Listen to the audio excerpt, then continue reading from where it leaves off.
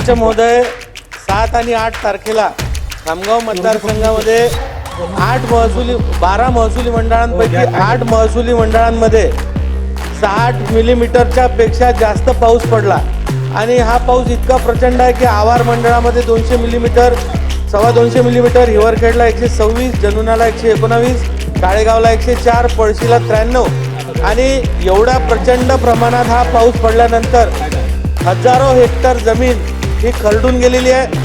आमच्या शेतकऱ्यांचं जे गोवंश आहे किंवा त्यांचे जे जनावरं आहे, पशुधन आहे, ते किती प्रमाणात वाहून गेले आहेत, त्यांचे जनावरं दगावले आहेत, शेकडो घरांचे नुकसान झालेले आहेत आणि यामुळे जे शेतकऱ्यांनी पीक त्यांचं आज लावलं होतं, त्याची मशागत केली होती, त्याच्यावर मेहनत केली होती, हे सगळं पीकसुद्धा वाहून गेलं आहे आणि एवढं मोठं प्रचंड नुकसान कधीच नव्हे ते शेतकऱ्यांचं झालेलं आहे. त्यामुळे मी आपल्याला विनंती करतो, महाराष्ट्रातील 288 विधानसभा मतदारसंघांपैकी एक विधानसभा मतदारसंघ म्हणजे खामगाव विधानसभा मतदारसंघ. ऐतिहासिक, सांस्कृतिक, शैक्षणिक, सामाजिक अशा विविध पैलूंच्या वारशासोबत खामगाव शहराचा राजकीय वारसा ही परिपक्व असाच आहे. त्याचबरोबर या शहराला शुद्ध चांदीचं शहर म्हणून ओळखले जाते. लोकनेते पांडुरंग फुंडकर हे येथील माजी कृषी मंत्री तसेच भाजपाचे खंबीर नेतृत्व म्हणून त्यांची ओळख होती. त्यांच्याच कडून राजकारणाचे धडे गिरवत व त्यांच्याच पावलावरती पाऊल ठेवत त्यांचे सुपुत्र ॲडव्होकेट आकाश फुंडकर यांनी राजकारणात 10 वर्षांपूर्वी प्रवेश घेतला, तो थेट आमदार होऊनच. कधी काँग्रेस तर कधी भाजपा अशा या विविधतेने नटलेल्या खामगाव विधानसभेचे नेतृत्व गेल्या 10 वर्षांपासून भाजपाचे आमदार आकाश फुंडकर हे करत आहेत. खामगाव आणि परिसर काही काळापूर्वी सिंचन, उद्योग व इतर विकासापासून थोडासा वंचित असलेला मतदारसंघ मानला जायचा, परंतु गेल्या 10 वर्षात खामगावचा कायापालट झाला आणि खामगाव विधानसभा मतदारसंघ हे आता विकासाच्या प्रवाहात आलं, तो केवळ एक खंबीर नेतृत्व आकाश फुंडकर यांच्यामुळे. नमस्कार, देशोन्नतीमध्ये मी स्वप्नील दुधारे आपलं स्वागत करतोय. आज देशोन्नती पोहोचलं थेट मुंबईवरून खामगावमध्ये. खामगाव विधानसभा क्षेत्राच्या संदर्भात जाण्याचं म्हटलं तर या ठिकाणी पांडुरंग फुंडकर हे जेव्हा कृषी मंत्री होते, त्यांचे सुपुत्र हे आकाश फुंडकर यांनी या ठिकाणी 2 टर्म्स आमदार म्हणून काढलेले आहेत. आता हॅट्रिकच्या तयारीमध्ये ते आहेत आणि आता 3ऱ्या टर्मसाठी त्यांना महायुतीतर्फे या ठिकाणी उमेदवारी मिळाली आहे. आपल्यासोबत आहेत आकाश फुंडकरचं विशेष म्हणजे उच्च शिक्षित असणारं व्यक्तिमत्व म्हणून यांना ओळखलं जातं, ॲडव्होकेट आकाश फुंडकर सर. सगळ्यात महत्वाची गोष्ट, गेली 10 वर्ष तुम्ही या खामगाव विधानसभा क्षेत्रामध्ये आहात. भरपूर विकास कामं झाली अशी जनता सांगते. काय वाटतं, काय विकास कामं महत्वपूर्ण केलेले आहेत? नाही, जनता ज्याप्रमाणे सांगते, खरोखर हा मतदारसंघ तसं म्हटलं जायचं पण आज खूप मागास झाला होता आणि त्या माध्यमातून आज आम्ही प्रत्येक गाव रस्त्याने जोडलं, प्रत्येक गावाला टंचाई मुक्त केलं, टँकर मुक्त केलं, प्रत्येक गावची पाणी पुरवठा योजना आम्ही पूर्ण केली. आज शेतकऱ्यांचे कृषी पंपांचे जे पेडपेंडन्सी होती 25,000च्या वर कनेक्शन बाकी होते, ते आम्ही पूर्ण केलं. आज इरिगेशनच्या बाबतीत आमचा मतदारसंघ परिपूर्ण होतोय. म्हणजे हजारो बंधारे, तलाव, धरणं, नदी, नाले यांचं खोलीकरण करून जमिनीची पातळी वाढवली. सोबतच आज जिगावचा जो पहिला टप्पा आहे तो पूर्णत्वास जातोय आणि पहिल्या टप्प्याच्या लाभ क्षेत्रातले जेवढे गाव आहेत त्यातल्या शेतकऱ्यांना शेतीच्या बांधावर पाईपलाईननी पाणी मिळणार आहे. आमच्या मतदारसंघातील जे MIDC आहे ती अत्यंत महत्त्वाची आहे आणि त्याचं विस्तारीकरण आम्ही सुरू केलं आहे, ज्या माध्यमातून येणाऱ्या 1-2 वर्षात इथे नवीन उद्योग येऊन बेरोजगारांच्या हाताला काम मिळणार आहे. त्यामुळे अनेक कामं आहे. सोबतच आज आमचं एक नवीन ओळख आम्हाला मिळाली आहे. आमच्या बुलढाणा जिल्ह्याला RTO ऑफिस एकच होतं, MH28. आज आम्ही खामगावसाठी स्वतंत्र, जिल्ह्याचे 3 जे मतदारसंघ आहेत त्यांच्यासाठी स्वतंत्र RTOचं प्रादेशिक कार्यालय खामगाव येथे उघडलं आहे, MH56. आता अशी नवीन ओळख होते आणि खामगाव हे विकसित होते आणि एक विकासाच्या दृष्टीने पुढे जाते. खामगाव परिसरात राहणाऱ्या स्थानिकांचा मूळ व्यवसाय म्हणजे शेती. या शेतकऱ्यांना मुबलक पाणी मिळाल्यास उत्पन्न वाढू शकते आणि येथील शेतकरी सदन होईल यासाठी आमदार ॲडव्होकेट फुंडकर यांनी आतोनात प्रयत्न केले आणि शेतकऱ्यांना पाणी मिळवून दिलं. यानंतर महत्त्वाचा प्रश्न असतो तो म्हणजे विजेचा. शेतकऱ्यांना दिवसा वीज पुरवठा करण्यासाठी देखील पुरेपूर प्रयत्न केला असल्याचं ॲडव्होकेट आकाश फुंडकर यांनी सांगितलंय. अगदी खामगाव विकसित होते असं तुमचं म्हणणं आहे. खामगावमध्ये बरेचसे शेतकरी आहेत. शेती हा प्रमुख या ठिकाणचा बिझनेस आहे त्यांचा. शेतीला पाणी जे पुरतं हे तुम्ही दिलात, पण वीज पुरवठा संदर्भातला काय उपाययोजना? विजेच्या बाबतीत आम्ही भाग्यवान आहोत की आपले राज्यकर्ते जे देवेंद्रजी आहेत, एकनाथरावजी शिंदे आहेत, हे धडाडीनं शेतकऱ्यांसाठी निर्णय करतात आहे.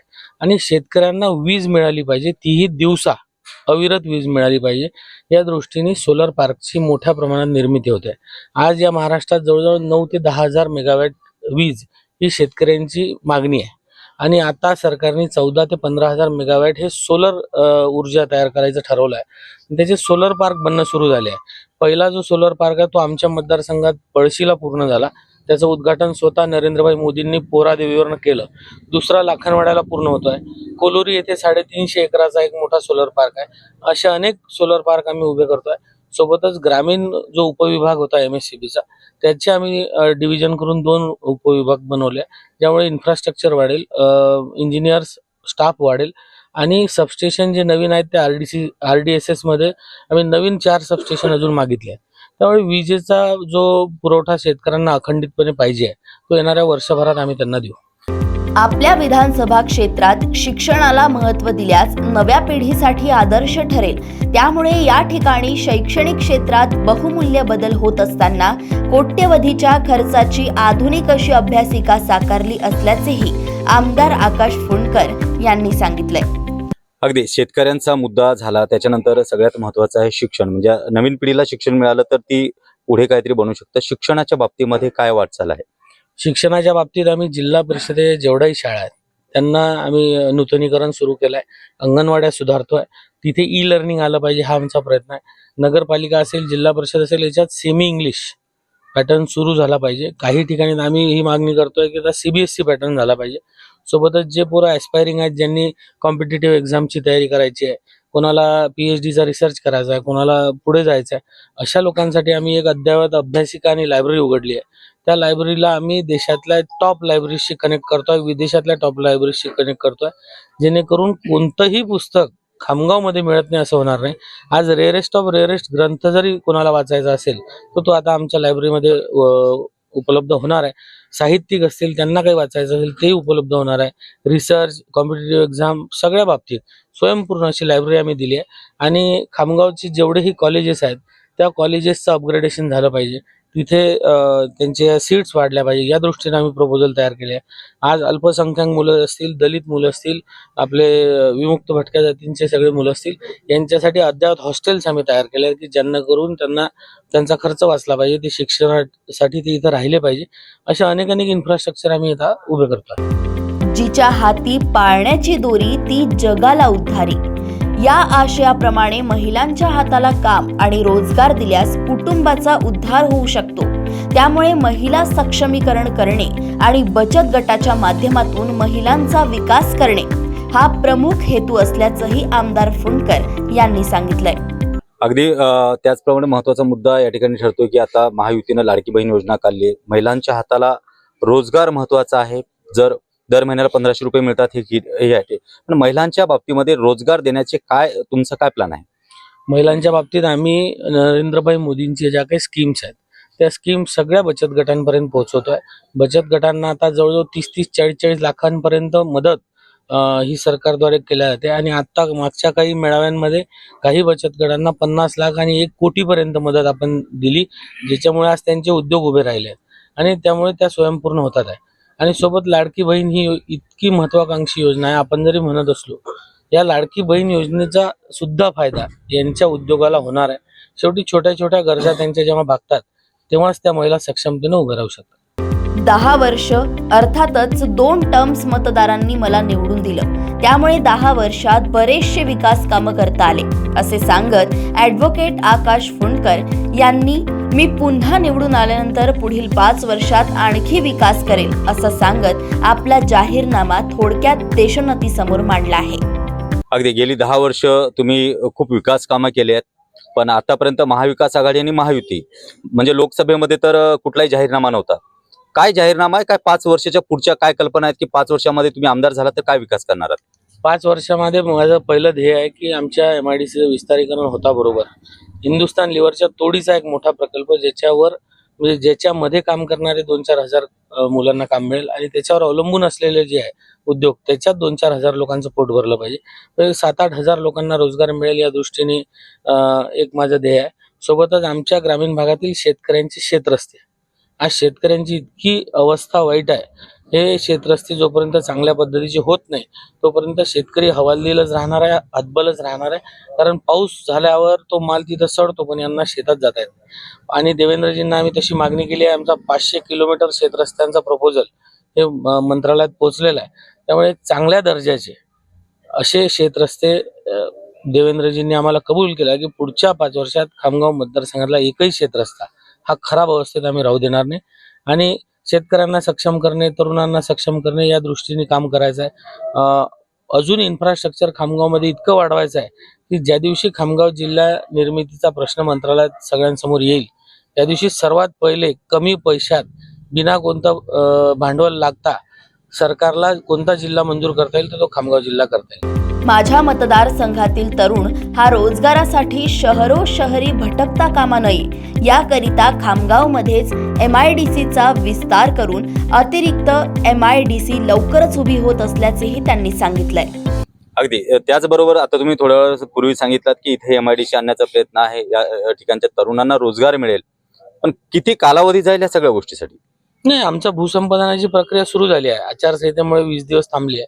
आचारसंहिता संपताबरोबर सर्व शेतकऱ्यांचं भूसंपादन एक 4 महिन्यात होणार आहे आणि ते कम्प्लीट होताबरोबर MIDCचा प्लॉट्स आणि त्याचे लेआउट सुरू होणार आहे. त्याला जास्त वेळ लागणार. मागील काळात दूषित झालेलं राजकारण पाहता तरुण पिढी राजकारणात येणार का नाही याची शासनकथा होती. तर असं दूषित झालेलं राजकारण मला अजिबात पटलं नाही असं बोलत त्यांनी काँग्रेसवर घणाघात केला आणि त्यामुळे तरुणांनी राजकारणात सक्रिय झाल्यास राजकारणाचा कायापालट होऊ शकतो हे हेरून त्यांना राजकीय प्रवाहात आणल्याचे त्यांनी सांगितलंय. बरं, आता सगळ्यात महत्वाचा मुद्दा की महाराष्ट्राची जनता पाहते की राजकारण खूप दूषित झालेलं आहे. तुम्ही एक ॲडव्होकेट आहात, उच्च शिक्षित आहात, युवा तरुण आहात, काय संदेश द्याल येणाऱ्या पिढीसाठी, राजकारणासाठी काय सांगाल? मी एवढीच विनंती करणार आहे की मी एका राजकीय घराण्यातून येतो. आमच्या वडिलांच्या काळातलं मी राजकारण पाहिलं तेव्हा तत्वाचं राजकारण होतं, शब्दाचं राजकारण होतं, शब्दाला मान होता, तत्वाने सगळं केलं जायचं. एकमेकावर आरोप जरी झाले तरी नंतर मित्रत्वाने सगळ्या गोष्टी सोडवल्या जायचे, समाजाला पुढे नेण्यासाठी सोबत काम केलं जायचं. आज इतक्या खालच्या पातळीवर काँग्रेस राष्ट्रवादी उतरली आहे.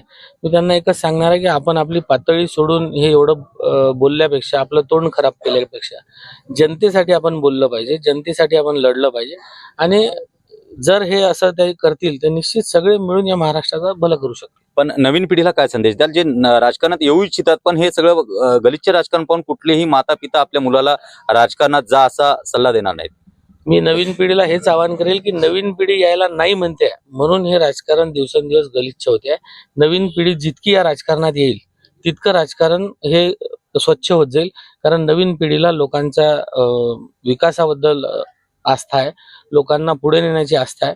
आणि जर नवीन पिढी आली तर अजून चांगल्या रीतीने या महाराष्ट्राचा विकास आपल्याला करता येईल. वडील पांडुरंग उर्फ भाऊसाहेब फुंडकर हे आमदार, खासदार, विरोधी पक्षनेते व कृषी मंत्री असताना त्यांनी शेतकऱ्यांसाठी उल्लेखनीय काम केले आहे.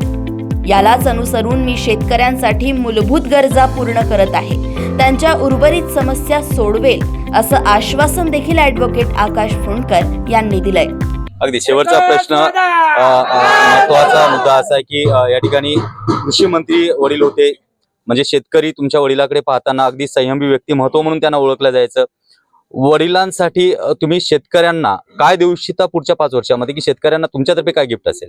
माझ्या वडिलांनी मला हेच शिकवलं आहे की आपण शेतकरी केंद्रबिंदू म्हणून मानून काम केलं पाहिजे. आणि माझं शेतकऱ्यांना हेच गिफ्ट राहणार आहे की शेतकऱ्यांच्या शेतीसाठी जी मूलभूत गरज असते, पाणी असो, वीज असो, रस्ता असो, हे तर मी आता जवळजवळ पूर्ण करत आलो आहे. यानंतर प्रत्येक शेतकऱ्याला त्याच्या शेतात एक छोटंसं माल स्टोरेज करायसाठी गोडाऊन मिळालं पाहिजे. त्यांच्या शेतीचा जो माल आहे त्याच्यात कोणची शेती पिकवावी हेही त्याला ज्ञान मिळालं पाहिजे. त्या दृष्टीने एखादं मार्गदर्शनाचं सेंटर इथं उभं राहिलं पाहिजे. आज आपण पाहतो की पारंपरिक पद्धतीनं, म्हणजे मी असं मेंढीवळण म्हणेल की अक्षरशः सोयाबीन लावलं तर सगळे सोयाबीनच पेरायला लागले. वातावरण जे आहे, हवामानाचा जो फरक आहे तो खूप आपल्याला दिसायला लागला. त्यामुळे शेतकऱ्यांनी क्रॉपिंग पॅटर्न बदलला पाहिजे. आपल्या जमिनीची पत ओळखून त्यात ते पेरलं पाहिजे. या दृष्टीने जे मार्गदर्शन केंद्र असतात ते इथे उभारले गेले पाहिजे. त्या दृष्टीने मी आता काम करणार आहे. अगदी आपल्यासोबत होते ॲडव्होकेट आकाश फुंडकर सर. विशेष म्हणजे 2 वेळा आमदार राहिले, 3ऱ्या वेळेच्या आमदारकीसाठी त्यांचा आता प्रयत्न सुरू आहे. विशेष म्हणजे या ठिकाणी रोजगारांना रोजगार मिळावा, शेतकऱ्यांना विद्युत पुरवठा सातत्याने मिळावा, पाणी समस्या इथली दूर व्हावी, या सगळ्या गोष्टीसाठी ते प्रयत्नशील राहणार आहेत. देशवंतीच्या माध्यमातून पुढील 5 वर्षासाठी त्यांना हार्दिक शुभेच्छा. कॅमेरामॅन निखिल टेस्टसाठी स्वप्नील दुधारे.